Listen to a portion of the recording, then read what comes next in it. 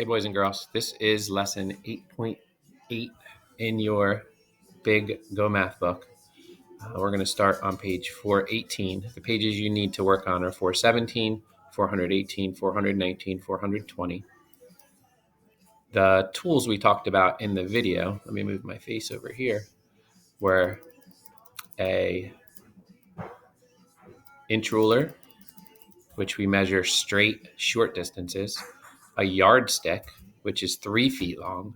We measure longer items that are straight or longer distances that are straight with a yardstick. And we can use a measuring tape, which was this one, the one that bends.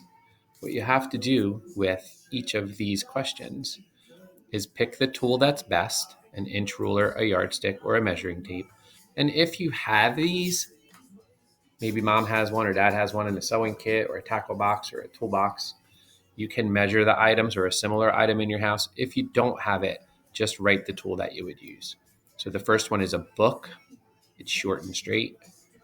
The second one is a cup around the outside of a cup, which is a curve. Which tool would you use?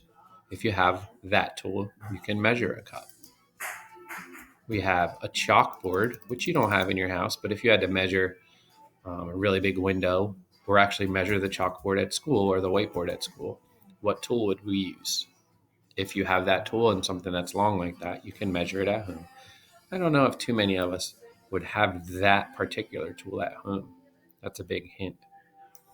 We have a marker, which is short and straight, a globe, which we probably don't have. The subs don't have a globe at their house. But we have round things like basketballs. If we wanted to measure around the outside, which tool would we use? If you have that tool, you can measure it. And then the last one is a wall in your classroom. And right now, your classroom is probably your kitchen or your living room or your downstairs.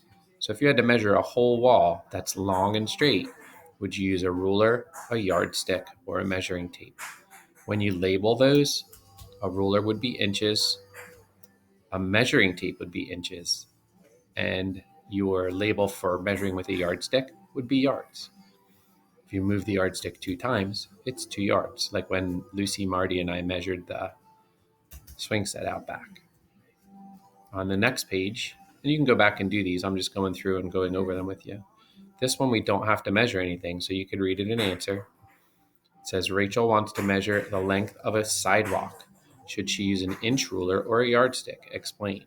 Rachel should use a blank because. So give me a sentence explaining what she should use if she wants to measure the whole sidewalk in front of her house or her whole driveway.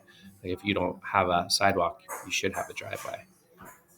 The hat is not very hard. We can definitely do that one. What is an object that you would measure with a measuring tape? That's this one. Look what it does. Why would you use that tool? And then the last one is a multiple choice. You can read that one to yourself because there's not even any hard words in there. That's just Jim. Usually it's the names that mess us up. So go back, work through this, keep it in your book, let mom and dad check it over, or if they helped you as you go through, they can give you a star. You can give yourself 1 star, not lots of stars. Okay? Keep up the good work. Talk to you soon.